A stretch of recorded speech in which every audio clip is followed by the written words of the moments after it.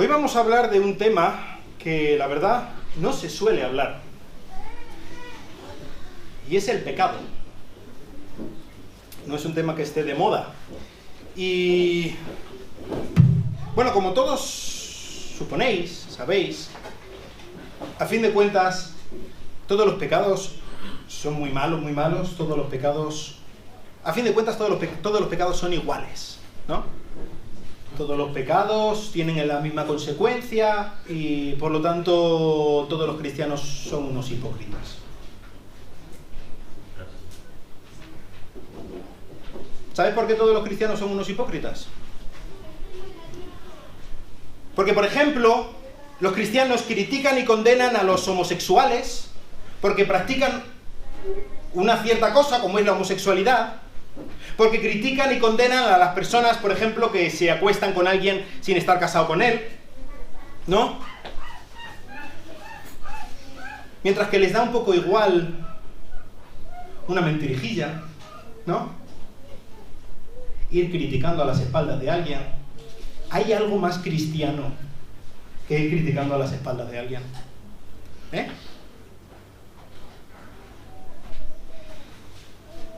El poner unos pecados delante de otros, realmente lo que está queriendo decir es,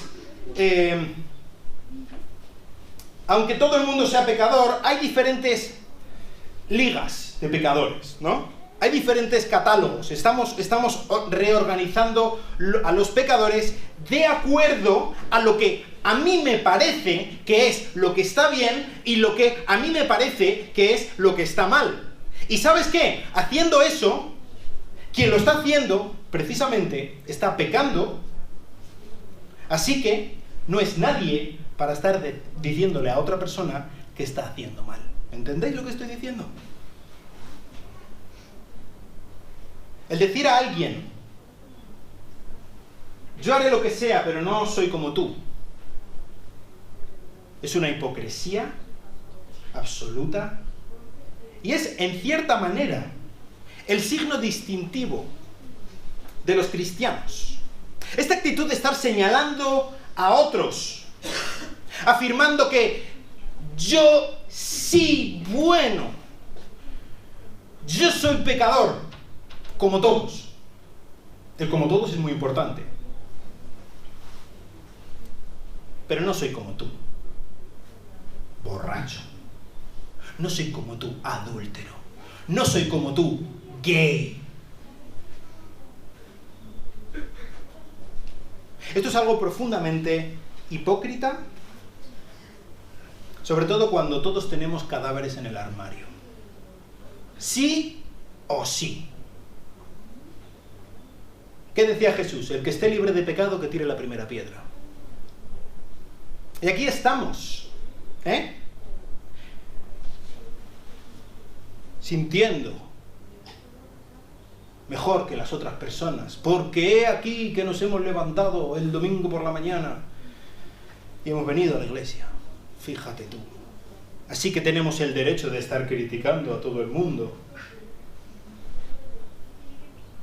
Si nosotros nos ponemos por encima de otros, diciendo que los pecados de otros son más graves que mis propios pecados, realmente estamos pensando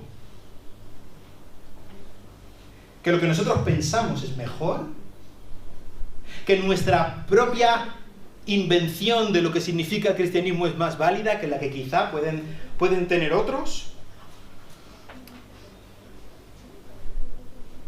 O quizá hay algunos entre nosotros que pensemos que no, todos los pecados son iguales y todos los pecados son muy malos, pero como ya están pagados, entonces vamos a vivir, que son 2 días, ¿no? Si nosotros estamos teniendo miedo a pecar, estamos siendo unos tontos porque Cristo ya ha pagado lo que nosotros teníamos que pagar. Si nosotros estamos señalando a otros por su pecado, entonces estamos siendo unos hipócritas porque no estamos mirando nuestro propio pecado. Así que, ¿cuál es la actitud que vamos a tener en cuanto al pecado? Pues ¿sabes qué? En cierta manera, esto que he estado diciendo hasta ahora es una paparrucha. Pero esta es una de esas paparruchas, creo que incluso la que más de todas las que hemos estado viendo, que nos movemos en aguas tan extrañas, tan mezclada la verdad con la mentira, que no puedo gritar eso que gritaba de paparruchas. Porque es que en cierta manera hay razón en lo que estaba yo diciendo, ¿verdad? Pero en cierta manera hay una confusión absoluta de lo que significa el pecado. Así que lo que me gustaría que estuviéramos viendo en esta mañana es, aunque quizá no lo expresemos abiertamente, muchas veces en nuestra manera de vivir dejamos claro que no entendemos muy bien lo que es el pecado, que no entendemos muy bien lo que dice la Biblia en cuanto al pecado. ¿Hay rangos de muerte? ¿Hay niveles de pecado? ¿Hay pecados que son más graves que otros? Y si es así, ¿debemos catalogar a la gente? ¿Debemos tratar a unos mejor que a otros dependiendo de esos grados de pecado? ¿Es la muerte de Cristo un salvoconducto para poder seguir haciendo lo que nos dé la gana? Seguir viviendo como nos dé la gana, sabiendo que a fin de cuentas, como dijo Cristo, consumado es, ya está pagado. Ya está pagado, ¿no? Esto es como un buffet libre, ya está pagado, pues ahora que lo he pagado voy a comer todo lo que sea, todo lo que me dé la gana, que para eso lo he pagado, ¿no? Así es como funciona el pecado, así es como funciona la salvación. O hay algunos pecados que, mira, sí, mentirijillas puedo decir, ¿no? Puedo criticar a alguien, puedo quedarme con algo que no es mío, pero que no se me ocurra cruzar este Rubicón, que no se me ocurre cruzar este umbral, porque en el momento en el que haga determinado pecado, mi salvación se ha ido al traste para siempre. Pues en cierto sentido está en la mentira que creemos. Ahora, hermanos, vamos a ver cuál es la verdad que ignoramos. Pero antes, vamos a orar. Señor, te quiero dar muchas gracias por tu palabra. Gracias porque tú eres claro en cuanto a lo que es el pecado y lo que no es, Señor. En cuanto a cómo es el pecado, qué es lo que hace en nosotros. Y te queremos rogar que tú nos ayudes en esta mañana a poder entender un poco qué es lo que pasa en nuestra vida con el pecado, Señor. Pero sobre todo a entender que necesitamos a Jesucristo, Señor. Te pido que todos y cada uno de los que estamos aquí salgamos con la profunda convicción de que tu Hijo Jesucristo es necesario para nosotros, totalmente necesario. Y ayúdanos a apreciar y amarlo más. En su precioso nombre te lo pido. Amén. Pues rangos de muerte. ¿Es verdad que existen rangos de muerte? ¿Es verdad que hay diferentes niveles de pecado? ¿Es verdad que podemos criticar a unos y nosotros sentirnos a gusto porque nosotros estamos cometiendo un pecado menor mientras que otro está cometiendo el pecado más salvaje? ¿Eso es cierto? Pues sabes, vamos a ver ahora algunas razones y algunos textos bíblicos para decir que sí, hay diferentes rangos de muerte, hay diferentes niveles de pecado, tal y como habla la Biblia, pero hoy en día es muy común el pensar que no. Incluso tenemos un versículo, que lo hemos visto hace muy poco, estudiando la epístola de Santiago, ¿verdad? ¿Recordáis qué dice Santiago 2:10?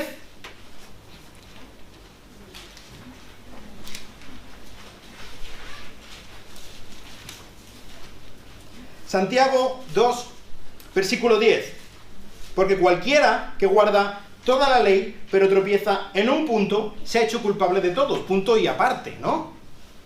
Ya está. Todos los pecados son iguales. Esto significa que no hay ninguna distinción entre pecados mayores y pecados menores. Bueno, quizá podríamos escuchar a Jesús, por ejemplo.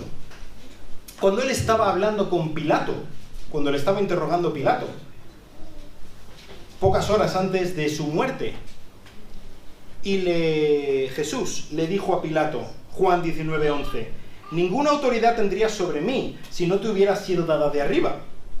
Por eso el que me entregó a ti tiene mayor pecado. Pero Jesús, ¿en qué quedamos? Jesús dice una cosa y su hermano Santiago dice otra cosa diferente. ¿Hay un pecado mayor que otro? ¿Existe tal cosa como un pecado mayor que otro? Pues la verdad que la Iglesia en sí, históricamente, desde el principio ha defendido que existen pecados mayores que otros, ¿vale? Y esto lo podemos ver desde los escritos de los primeros padres de la Iglesia. Quizá quienes los puso más claramente fue Tertuliano, sobre todo Agustín, San Agustín de Hipona, os suena, ¿verdad? Agustín hablaba de pecados veniales y pecados mortales, ¿vale? Desde luego que, como la mayoría de las cosas que pasa con Agustín, no es ni de lejos lo que ha llegado a ser. Ha habido una evolución histórica durante, sobre todo, la Edad Media, hasta que, en la Edad Media, con Tomás de Aquino, se puso por escrito qué es lo que significan pecados veniales y qué es lo que significan pecados mortales. No sé quiénes de aquí venís de la Iglesia Católica y sabéis un poco cuál es la diferencia. Pero, ¿sabes? La diferencia en la teología católica en cuanto a lo que es un pecado mortal y un pecado venial no es tanto en cuanto a la naturaleza del pecado, sino en cuanto a cómo se ve a la luz de la visión que ellos tienen de los sacramentos. Los sacramentos es algo súper importante para los católicos, ¿vale? Los sacramentos, básicamente, es la manera, para los católicos, es la manera por la que se infunde, se canaliza la gracia de Dios, ¿vale? La gracia de Dios viene por medio de los sacramentos. Así que, por ejemplo, cuando a un niño, o a un adulto, pero normalmente a los niños, ¿no? Se le bautiza, ese sacramento del bautismo lo que hace es, además de quitar el pecado original, infunde la gracia necesaria al niño para que pueda empezar un camino de recibir gracia, de recibir justicia por medio de esta gracia que se recibe en los sacramentos, y después la Eucaristía y la confirmación y todos los sacramentos que va recibiendo, y de esta manera puede andar un camino de tal manera que pueda llegar a ser completamente justificado a lo largo de la vida, o normalmente después de muchos años en el purgatorio, ¿no? Esta es la manera, es como un camino, es un maratón la salvación, ¿vale? ¿Y cómo se consigue la salvación? Por medio de, sí, ir confesando los pecados según vas teniendo ocasión con el sacerdote, pero la gracia la vas recibiendo por medio de los sacramentos, ¿vale? En medio de todo esto, ¿qué es lo que pasa con los pecados? Pues si llega alguien y comete un pecado mortal, este pecado rompe este camino. Esto que se estaba recibiendo gracia por medio de los sacramentos, de repente todo se va al traste. Según un diccionario católico, el pecado mortal es el que destruye la caridad en el corazón del hombre por una grave violación de la ley de Dios. Aleja al hombre de Dios, que es el fin último, y su bienaventuranza. Un pecado mortal es un rechazo de la ley de Dios, flagrante, voluntario, y que interrumpe y elimina el camino de gracia que había sido emprendido por el creyente. De tal manera que si este pecado no solamente tiene que ser confesado, sino además se tiene que hacer penitencia, entonces se acabó. Se pierde la salvación absolutamente, nunca se va a obtener la salvación. Has interrumpido el camino, se ha acabado. Sin embargo, un pecado venial lo que hace es como un escollo. Un pecado venial, según la teología católica, es un pecado que permite que la gracia subsista, aunque la ofenda y la hiera. Y lo único que trae es un castigo temporal. Quizá más años en el purgatorio o alguna cosa por el estilo, ¿vale? ¿Veis la diferencia? Hay una gran diferencia entre el pecado mortal y el pecado venial. Cuando llegamos al tiempo de la Reforma, los reformadores no atacaron el hecho de que existan grados de pecado, sino esta visión sacramental, ¿entendéis? De lo que es el pecado. Para ellos, el pecado, sí, la Biblia habla de que hay grados de pecado, como vamos a ver ahora, pero estos grados de pecado no tienen nada que ver con el canalizar la gracia por medio de los sacramentos, porque toda esta visión católica no tiene nada que ver con la Biblia, ¿vale? Entonces, ¿qué es lo que sí dice la Biblia en cuanto al pecado? ¿Los pecados son iguales o los pecados son diferentes? Pues vamos a ver que son las dos cosas. Los pecados son iguales y los pecados son diferentes. ¿Cómo digo esto? Pues para empezar, todos los pecados son iguales porque atentan contra la santidad de Dios.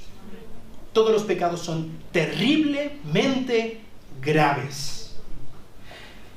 Vamos a, como siempre, al principio. Génesis capítulo 3. Y ahí tenemos el primer ejemplo de pecado, ¿verdad?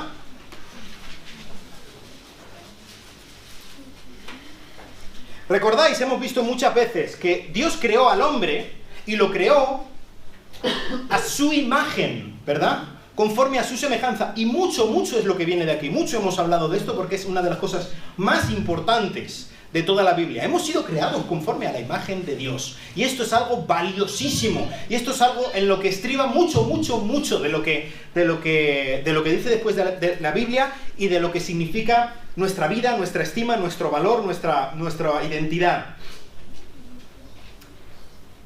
En el capítulo 3 de Génesis, vamos a leer desde el versículo 1 hasta el versículo 4.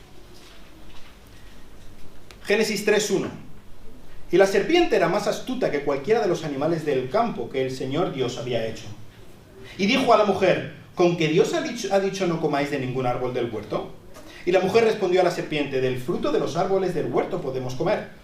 Pero del fruto del árbol que está en medio del huerto ha dicho Dios: no comeréis de él, ni lo tocaréis, para que no muráis. Y la serpiente dijo a la mujer: ciertamente no moriréis. Versículo 5. Pues Dios sabe que el día que de él comáis serán abiertos vuestros ojos y seréis como Dios, conociendo el bien y el mal. Dios había creado al hombre y a la mujer conforme a su propia imagen. Y aquí vino la serpiente y animó a la mujer a desobedecer a Dios, a deshacerse, a independizarse de Dios, a no estar bajo la autoridad de Dios. Y no solamente eso, no solamente a atentar contra la autoridad de Dios, sino a ser como Dios. ¿Os dais cuenta? El pecado realmente, o lo que le estaba ofreciendo la serpiente a Eva, es: quita a Dios del trono y ponte tú ahí en el trono. El pecado desde su misma esencia, desde su mismo principio, y así ocurre con todos los pecados, es idolatría. Es sacar a Dios de su trono y sentarme yo. O quizá no estoy poniendo yo, voluntariamente no me estoy poniendo yo en el trono, pero sí estoy poniendo una ideología, o sí estoy poniendo mi trabajo, por ejemplo. Cualquier cosa que yo ponga en el lugar de Dios, eso es idolatría. Y el pecado, la base del pecado, es rechazar a Dios, sacarlo de su trono y poner cualquier otra cosa. Eso es idolatría. El tratar a algo que ha sido creado por Dios como si fuera el creador. Dice en este mismo capítulo, en el versículo 7... Cuando Adán y Eva comieron, entonces fueron abiertos los ojos de ambos, conocieron que estaban desnudos y cosieron hojas de higuera y se hicieron delantales. Cuando aquí dice que estaban desnudos, ellos de repente se dieron cuenta, no sabían que estaban desnudos y de repente entendieron que estaban desnudos. Dice que sus ojos fueron abiertos. Pues dice en el versículo 1, como hemos leído, que la serpiente era astuta. La raíz de la palabra astuta en hebreo y la raíz de la palabra desnudo es la misma raíz, viene de la misma palabra. Y en cierto sentido, aunque a nosotros se nos escapa un poco cuál es la relación que existía, en cierto sentido vemos como el hombre y la mujer se intentan deshacer de la imagen de Dios y lo que hacen es tomar la imagen de la serpiente. Fijaos hasta qué punto el pecado destruye nuestra identidad, que intentamos deshacernos de Dios como nuestro Dios y ponemos a Satanás como nuestro Dios. Y nosotros, cristianos, que hemos confiado en Cristo como nuestro Salvador, muchas veces lo que estamos haciendo, al pensar que quizá nosotros sabemos más que Dios, podemos hacer las cosas mejor que Él y podemos de alguna manera pecar y no pasa nada, nos estamos pareciendo a Satanás. Estamos tomando su ejemplo. Es algo desastroso en cuanto a nuestra identidad, en cuanto a quiénes somos. Y esto ocurre con todo pecado. En este sentido, todos los pecados son iguales. Dios había advertido que lo que ocurriría con el hombre, si pecaba, si comía del árbol del huerto, capítulo 2, versículos 16 y 17, el del árbol del conocimiento del bien y el mal no comerás, porque el día que de él comas, ciertamente morirás. Serás separado de Dios. Se abrirá una brecha insalvable entre nosotros y Dios. Y esta sigue siendo la realidad hoy en día. Esto ocurrió con el pecado de Adán y Eva, pero esto es lo que sigue ocurriendo con nuestro pecado. Dice Pablo que así como Adán pecó y murió, de la misma manera nosotros si pecamos, morimos. Y esta separación, esta brecha, es lo que existe en este momento. Si tú no has confiado en Cristo, entre tú y Dios hay una brecha tan grande que tú no puedes saltar. Es imposible que lo hagas. ¿Qué dice Pablo? Romanos 6:23. ¿Qué es la paga del pecado? La muerte. No dice la paga del asesinato es la muerte, ¿verdad? No dice la paga de la homosexualidad es la muerte, ¿verdad? Es la paga del pecado. Es la paga de todo pecado, de todos y cada uno de nuestros pecados. El salario que merecemos por nuestro pensar mal de otros, por nuestro criticar, por nuestros insultos, por nuestro robar, por nuestro maltratar, por nuestro orgullo, es la muerte. Lo siento, pero esto es así. Y es en este sentido que Santiago dice que el que cumple toda la ley, pero falla al cumplir un punto, se hace culpable de toda la ley. Porque si yo, como pecador, soy un idólatra y quiero poner a otro en lugar de Dios en el trono de mi vida,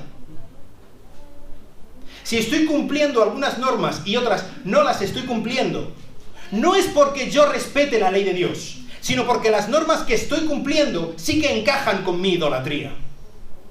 Sin embargo, estoy poniendo a un lado las que a mí no me vienen bien, porque en definitiva yo no estoy obedeciendo a Dios. Estoy obedeciéndome a mí mismo. ¿Entendéis? Si yo estoy cumpliendo unas cosas, incumpliendo otras, da igual las que cumpla, da igual las que incumpla. Realmente lo que estoy haciendo es ser un idólatra, ser un desobediente de Dios. Así que, en relación con Dios, todos los pecados son terribles. Todos los pecados son igualmente mortales, igualmente terroríficos. Nos condenan irremisiblemente. Hasta el punto que, por ejemplo, en Romanos 1, Pablo nos pinta a un Dios que está profundamente encolerizado, enrabiado, enfadado hasta no poder más, hasta la náusea. Porque nosotros, los hombres, hemos cambiado su gloria, su poder y deidad. Hemos dejado de adorar al Creador y vivimos adorando a la creación. Aunque sean mis hijos, esa creación, aunque sea mi esposa, aunque sea mi trabajo, aunque sean mis estudios, aunque sea mi autoestima o cualquier cosa, qué sé yo, cualquier cosa que estemos intentando poner como lo más importante en nuestra vida, si eso está desplazando a nuestro Dios, no solamente es idolatría, sino que merece la muerte. La espada de Dios está encima de mi cabeza. La clave de todo esto no es tanto el pecado que yo cometa, por eso digo que todos los pecados en cierta manera son iguales, sino contra quién cometo ese pecado. El pecado en sí no es una ofensa contra la iglesia, no es una ofensa contra mi cuñado, aunque sea mi cuñado a quien le haya insultado, por ejemplo. Es una ofensa. Si yo, por ejemplo, le he dicho algo a mi cuñado, es una ofensa en contra de Dios, que ha creado a mi cuñado conforme a su propia imagen. El pecado es una ofensa al Dios que es santo, que es justo. Fíjate lo que dice Moisés, Éxodo 15:11. ¿Quién como tú entre los dioses, oh Señor? ¿Quién como tú, majestuoso en santidad, temible en las alabanzas, haciendo maravillas? Nuestro Dios es un Dios grandísimo, nuestro Dios es un Dios santo, nuestro Dios es un Dios terrible. Nuestro Dios es un Dios con quien no se juega. Y el pecado se lo toma muy, muy en serio. Jesús mismo le dijo a Nicodemo en Juan 3:36, el que cree en el Hijo tiene vida eterna, pero el que no obedece al Hijo no verá la vida, sino que la ira de Dios permanece sobre él. Esta es la realidad del pecado. El pecado no es un jueguito. El pecado no es una cosa trasnochada de siglos pasados. El pecado es algo muy real y algo en lo que literalmente te va la vida. Así de serio es. Este Dios santo, este Dios justo, este Dios perfecto, este Dios magnífico, poderoso, terrible, está profundamente enfadado contigo y conmigo si no hemos puesto nuestra confianza en Jesucristo. Y quizá te refugias en pensar que hay otras personas peores que yo, ¿no? ¿Qué? Yo no he matado a nadie. ¿Alguna vez has pensado esto? Yo no hago daño a nadie. Yo no soy, que te diga, Putin. ¿No? Yo no soy un asesino. Yo no soy un violador. Yo no soy un pederasta.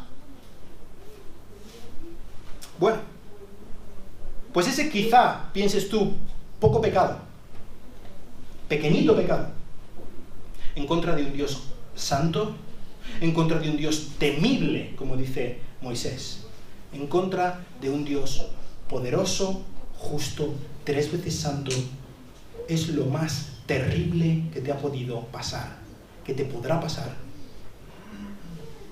Este pecadito en contra del Dios grande no es importante porque sea un pecadito, sino es importante porque Dios es grande. ¿Entiendes? No estamos aquí jugando. Nuestra vida, si nosotros estamos yendo en contra de lo que Dios quiere para nosotros, está ofendiendo, está tocándole las narices al ser más poderoso del universo. Y te aseguro que no quedarás sin recompensa. Así que todos y cada uno hemos pecado. Pero esto no es una cosa en plan para quitar hierro al asunto. No, como todos hemos pecado, pues entonces no es tan importante. No, amigo mío. Esto es terriblemente importante. Tan importante que nuestra única esperanza está en Jesucristo. Solamente un Salvador tan grande como Él puede librarnos de un juez tan grande como Él. Así que lo que debemos hacer es mirar en nuestro pecado, ver que no hay nada que nosotros podamos hacer por nosotros mismos. Acude a Cristo. Esto es lo que debemos hacer, de rodillas. Acudir a Él directamente. Pero la Biblia sí que habla de rangos de pecado. Sí que habla. Y me gustaría que viéramos 5 razones bíblicas por las que sí hay pecados mayores que otros. Estaba diciendo antes que en cuanto a Dios, todos los pecados son terribles, son gravísimos, son mortales. Pero sí que hay rangos de pecado, sobre todo si lo miramos desde el punto de vista horizontal, en cuanto a los demás y en cuanto a nosotros mismos. Ahí sí hay rangos de pecado. Hay maneras en las que la Biblia nos habla de diferentes tipos de pecado. Y bueno, la verdad, todos sabemos que esto es así, ¿no? Por ejemplo, hace daño que alguien te insulte, ¿no? Sobre todo si es alguien a quien quieres, ¿verdad? Y nos indigna si alguien nos falta al respeto, sobre todo si le estamos tratando bien. ¿A que sí? Es malo. Pero ¿a qué es peor que te maten a tu hijo? Hombre, que me insulten todo lo que quieran, ¿verdad? Es que es así. Hay cosas que están mal, hay cosas que están peor. ¿Entendéis? Esto lo podemos experimentar en nuestra propia vida, en el día a día. Incluso no te sienta igual que te insulte a alguien porque, yo que sé, hayas salido mal de la rotonda según estabas conduciendo, alguien que ni conoces ni vas a volver a ver en tu vida, que sí que te indigna, a mí por lo menos, mira, me hierve la sangre. Pero que te insulte a alguien que quieres, que te falte el respeto a alguien a quien tú respetas, eso duele más, ¿verdad? Como se dice el refrán, no ofende quien quiere, sino quien puede. Y hay diferentes maneras en las que a nosotros nos hacen más daño de una forma que de otra.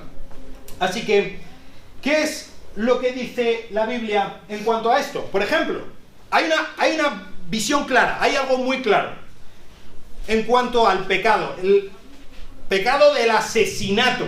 Menudo pecado, ¿no? Cuando Dios hace un pacto con Noé, y con toda la creación, hablando con Noé, dice en Génesis capítulo 9, versículo 6, el que derrame sangre de hombre, por el hombre su sangre será derramada, porque a imagen de Dios hizo él al hombre. Fijaos si hay pecados más importantes que otros, que aquí vemos que Dios de alguna manera está ordenando que se instituya algún tipo de institución humana que dé justo castigo al asesino. El castigo es la muerte. ¿Veis? Esto no se dice del mentiroso, ¿verdad? Esto no se dice del ladrón. Esto no se dice del borracho. Se dice del asesino. ¿Veis? Otra cosa. Vemos, por ejemplo, en Números 15, del 22 al 30, sobre todo hablando de los rituales de purificación y tal, había diferentes rituales de purificación para diferentes pecados. Específicamente, la razón de estos diferentes niveles de más ritual de purificación o menos ritual de purificación está en que fueran pecados voluntarios o pecados involuntarios. Obviamente, aunque dice que el desconocimiento de una ley no exime de su cumplimiento, esto es obvio, pero tiene más gravedad el que incumple algo a sabiendas, ¿no? Que el que lo incumple simplemente porque no lo sabía, por ignorancia, por desconocimiento. Ah, pues mira, yo no lo sabía. Y esto es algo que, mira, ahora mismo con el tema del local, nos estamos dando cuenta los ancianos de que es que la ley es un jaleo. Y tienes que haber hecho una carrera y un máster y un doctorado para poder entender un poco de lo que dice la ley en cuanto a urbanismo, porque no tenemos ni idea. Entonces tenemos miedo de pifiarla en alguna cosa, porque es que no sabemos. Es que es todo tan complicado. Si metemos la pata por desconocimiento. Pero peor es que paguemos a un arquitecto y que él meta la pata cuando él se supone que sabe, ¿no? Es más grave que lo haga mal el que sabe, a que lo haga mal el que no sabe, ¿verdad? Y esto también en el Nuevo Testamento Jesús lo repite de una manera bastante más clara. Por ejemplo, dice Jesús en Mateo capítulo 11, más o menos lo mismo dice anteriormente cuando van los discípulos en la misión. Pero específicamente Mateo capítulo 11, versículos 21 a 24 dice: ¡ay de ti, Corazín! ¡Ay de ti, Betsaida! Porque si los milagros que se hicieron en vosotras se hubieran hecho en Tiro y Sidón, hace tiempo que se hubieran arrepentido en cilicio y ceniza. Por eso os digo que el día del juicio será más tolerable el castigo para Tiro y Sidón que para vosotras. ¿Ves? Hay niveles. Es diferente. ¿En qué se basan estos niveles? Pues en que los habitantes de Corazín, los habitantes de Betsaida, tenían más información. Ellos habían visto los milagros del Mesías y de sus discípulos que habían hecho en medio de ellos. A ellos se les había predicado el reino de Dios. Ellos tenían la ley del Señor desde hacía milenios, a diferencia de Tiro y Sidón, que son ciudades paganas. Así que tienen más culpa. Si tú sabes más, tienes más culpa que si no sabes. Y esto lo siento mucho, te lo digo a ti que estás aquí en la iglesia y que estás escuchando, así que sabes más. Tu pecado ahora es más grave. Lo siento, si esto te parece una encerrona, pero es así. Tienes más capacidad, más información para hacerlo bien, y tu condena es mayor si no lo haces bien. Así que si estás aquí y estás escuchando de Cristo y no estás clamando a Cristo, tu condena es mayor. Hablando de clamar, hay pecados que claman. Y esto lo vemos en diferentes sitios. Es muy interesante, no me quiero meter mucho en esto, pero es algo muy interesante. Empezando ahí en Génesis 4:10, cuando Dios le dice a Caín: la sangre de tu hermano Abel clama a mí desde la tierra. Clama a mí. Dice, por ejemplo, en Génesis 18 y 19, varias veces Dios dice que el clamor de Sodoma y Gomorra ha llegado hasta él. En Éxodo 3, del 7 al 10, cuando Dios está llamando a Moisés para que vaya a salvar a su pueblo, dice que el clamor de Israel, a causa de sus capataces, ha subido hasta Dios. Y Dios ha escuchado este clamor. Y también en Deuteronomio 24, en la ley de Moisés, el clamor del jornalero pobre contra un empleador que no le paga o no le paga a tiempo, clama a Dios. Hay determinados pecados que claman. ¿Y de qué se tratan estos pecados que claman? Bueno, yo creo que tiene que ver con que quien se supone que tiene que hacer justicia es el que trae opresión. Por lo tanto, al no haber una instancia mayor a la que acudir directamente, clama el Tribunal Supremo, que es Dios mismo. Y Dios responde el clamor de aquellos que la justicia humana no es tal. Dios responde a este clamor. Y estos pecados son un tipo específico y grave de pecados. Así que tenemos que tener mucho cuidado de nuestra responsabilidad cuando nosotros estamos en posiciones de autoridad. Porque el estar en una posición de autoridad hace que nuestro castigo sea mayor. Esto también lo dice Santiago. Quien está en posición de autoridad tiene un castigo mayor.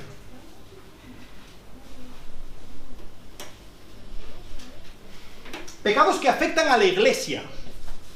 Por ejemplo, tenemos el caso flagrante, 1 Corintios capítulo 5, ¿verdad? El hombre que se estaba acostando con su madrastra en la iglesia en Corinto. Esto es algo, madre mía. Pablo, ¿qué dice? No dejéis pasar ni un segundo más. Este pecado requiere, ahora mismo, mira, yo en espíritu con vosotros lo decidimos. Aquí, se ha acabado. Que este hombre sea expulsado. Ahora mismo.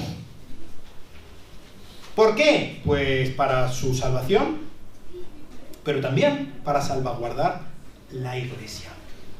Y es que Dios quiere cuidar de su iglesia. En Mateo capítulo 18, lo vimos cuando estábamos estudiando el libro de Mateo, Jesús da una serie de pautas, de pasos que tienen que seguir para dar disciplina a la iglesia. Vale, este caso, 1 Corintios 5, se salta estos pasos. ¿Por qué? Porque el pecado es tan grave, hace tanto daño a la iglesia, que tiene que ser resuelto ya. No se espera a nada. Es lo mismo que ocurre, por ejemplo, 1 Timoteo capítulo 5, versículo 20. Cuando los ancianos cometan pecado, este pecado debe ser tratado pública e inmediatamente. ¿Por qué? Porque hay mucho en juego. Porque la salud del cuerpo de Cristo está en juego. Por lo tanto, no hay medias tintas. Cuando la salud del cuerpo de Cristo está en juego, la cosa va importante, la cosa va rápida y drástica. Y por último, pecar contra nuestro cuerpo. Esto es algo que vimos brevemente el otro día. Dice 1 Corintios 6, 18 y 19, huid de la fornicación. Todos los demás pecados que el hombre comete están fuera del cuerpo, pero el fornicario peca contra su propio cuerpo. ¿O no sabéis que vuestro propio cuerpo es el templo del Espíritu Santo, que está en vosotros, el cual tenéis de Dios, y no sois vuestros? Cuando cometemos un pecado que va contra nuestro propio cuerpo, este pecado es de un ámbito especial. ¿Por qué? Porque no solamente está afectando a nuestra relación espiritual con Dios, o a nuestra relación fraternal con hermanos, sino que nos afecta físicamente a nosotros. ¿De qué manera afecta físicamente la fornicación al cuerpo de una persona? Pues desde luego que hay cosas que se nos escapan. ¿De qué manera nos puede afectar físicamente? Pero sin ir más lejos, hay un montón de enfermedades que vienen como consecuencia de esto. Sin ir más lejos, hay embarazos no deseados, que desde luego no se resuelven matando al bebé. Hay consecuencias graves, dolorosas, desastrosas, que vienen por este tipo de pecados. Así que como veis, si lo vemos en una relación horizontal, sí hay diferentes tipos de pecados. Sí lo hay, claro que sí que lo hay. Por supuesto, sería estúpido negarlo. Pero si lo vemos en relación con Dios, el pecado es pecado. El pecado es mortal. Así que, si tú estás aquí, hoy, en esta mañana, y nunca has puesto tu confianza en Jesucristo como tu Salvador, tu pecado clama delante de Dios. Dios está profundamente enfadado contigo y tu fin será el infierno, el lago de fuego y azufre, preparado para Satanás y sus ángeles, la llama que nunca se extinguirá. Ese es tu final, aunque estés aquí hoy en la iglesia. Si estás aquí, estás escuchándome, si has oído acerca de Jesús y no tomas una decisión personal en cuanto a Él, ese es el final de tu camino. Aunque no seas un asesino, aunque intentes hacer las cosas bien, aunque pidas las cosas por favor y des las gracias cuando alguien te dé algo, aunque seas ecologista, feminista, yo qué sé, no hay nada que te va a librar de las consecuencias de tu pecado, no hay nada que no sea un Salvador como Jesucristo. Tú y yo necesitamos a Jesucristo.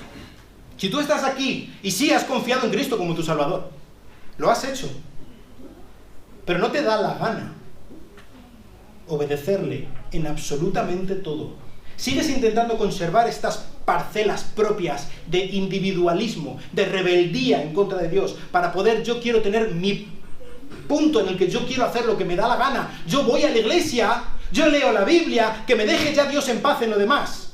Pues si nosotros nos estamos reservando esas parcelas, como estábamos diciendo antes, seguimos queriendo vivir en nuestra idolatría, pensando que al fabricarnos un Dios,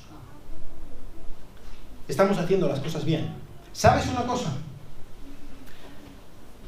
Te las vas a ver con Él. Dios no tiene por inocente al culpable. Específicamente, si te piensas que por haber confiado en Cristo estás a salvo, Dios al que ama, disciplina. Azota al que tiene por hijo. Y si no quieres sufrir de verdad, no en el mal sentido, sino en el sentido de que Dios te puede dar un buen bofetón para girarte la cara y que le mires a Él. Un bofetón que podrías evitar obedeciéndole. Si no quieres sufrir por un mal motivo, vuélvete hoy a Él. Vuélvete a Él de rodillas. Reconócelo como tu Señor. Estamos hablando de grados de pecado. ¿Sabes cuál es el pecado más grave de todos? El mío. El mío. Estamos mirando a ver si este pecado es más grave que el otro, y si hago esto, no sé qué. Todo lo que estén haciendo los demás, en cierto sentido, a mí no me incumbe. Yo en lo que me tengo que centrar es en mi pecado. En mi pecado que ha puesto, ha clavado en una cruz al Señor de la vida, al Creador, al que sostiene cada uno de los átomos del universo. Es mi pecado, es tu pecado el que lo ha clavado en esa cruz. Lo primero y lo más importante, sobre todo y ante todo, mira a tu pecado.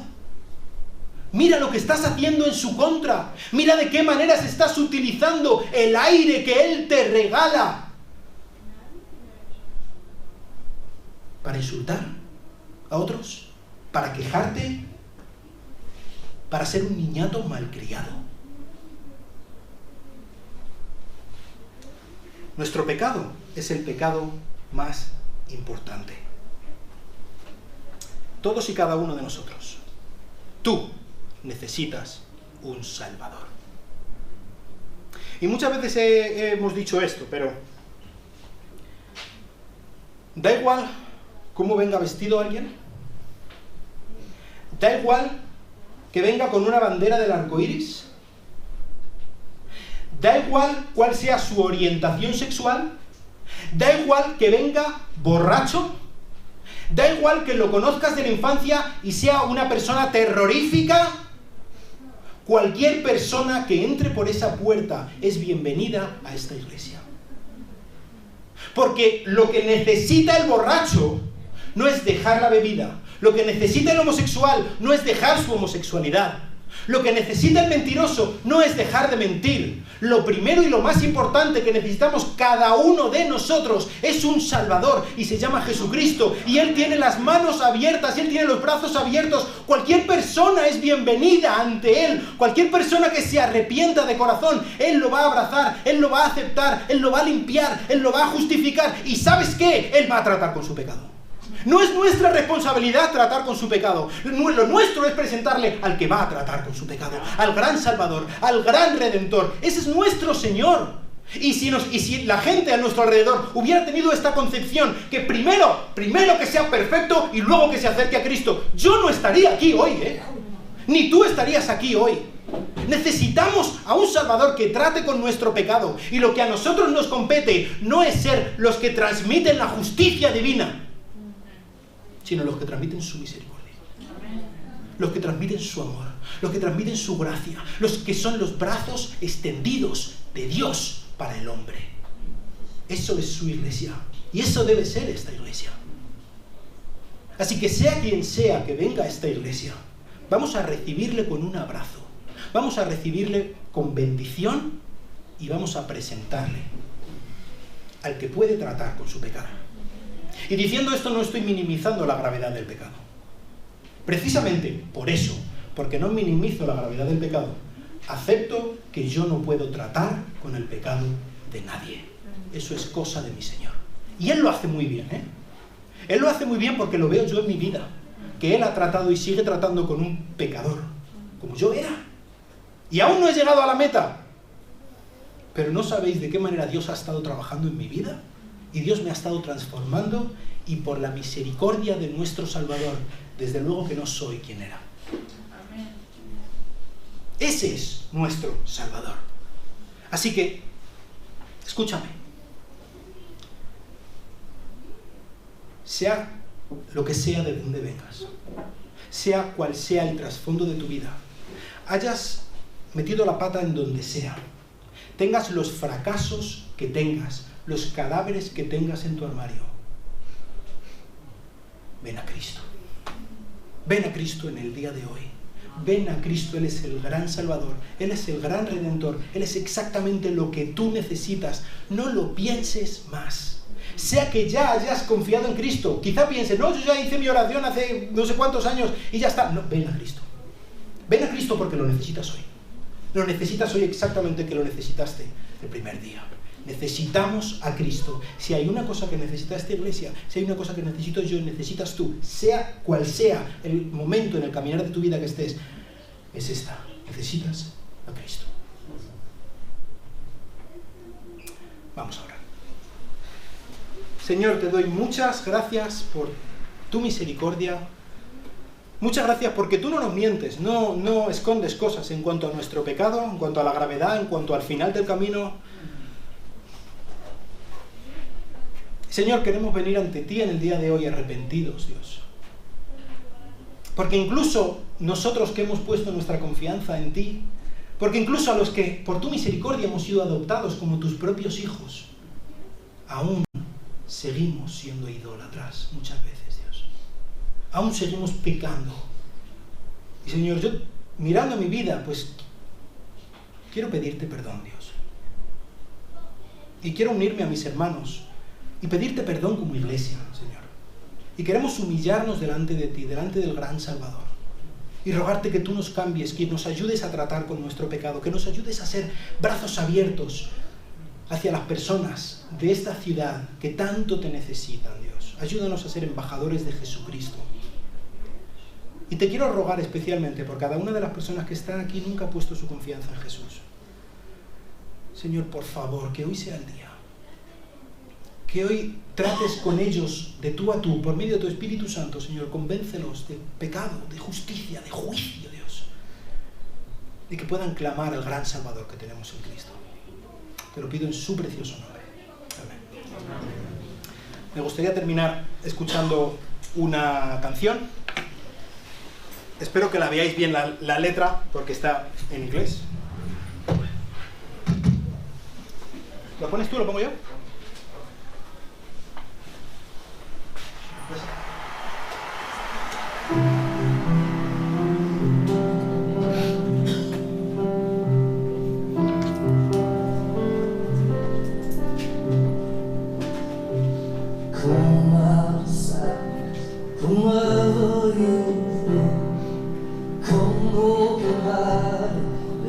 rescue begin. Confines of mercy, oh sinner, come near. Earth has no sorrow, heaven can heal. Earth has no sorrow, heaven can heal. So lay down your burdens,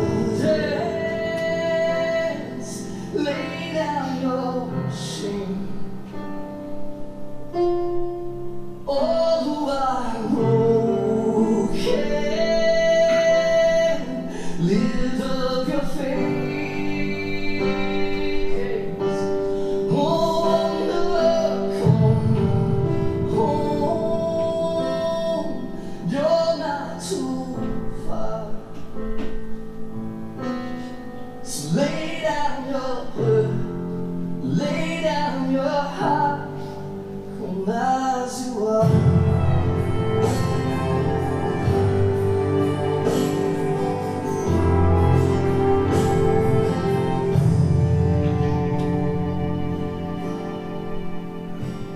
There's hope for the hopeless, all those who stray. Come sit at the table, come taste the grace. There's rest for you, rest that endures. Earth has no sorrow, heaven can cure.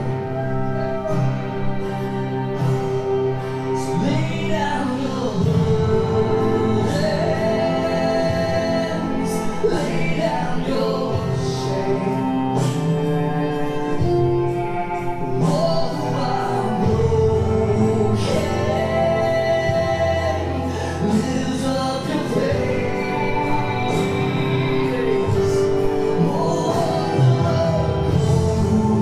home, you're not too far. So lay down your burden, lay down your heart. Come as you are, come as you are. For His love, come as you are.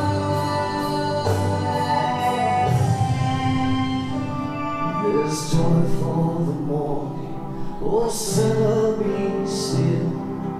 Earth has no sorrow, heaven can heal. Earth has no sorrow, heaven can heal. So lay down your burdens, lay down your shame. All who are broken, lift up your face. Oh, wanderer, come home. You're not too far. So lay down your burden, lay down your heart. Come as you are.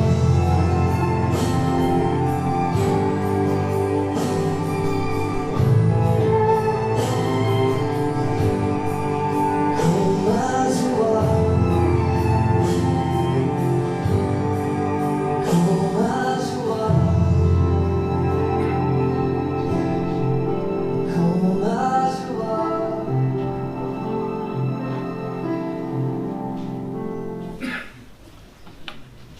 Que Dios nos ayude a ir a Cristo, como estamos en este momento.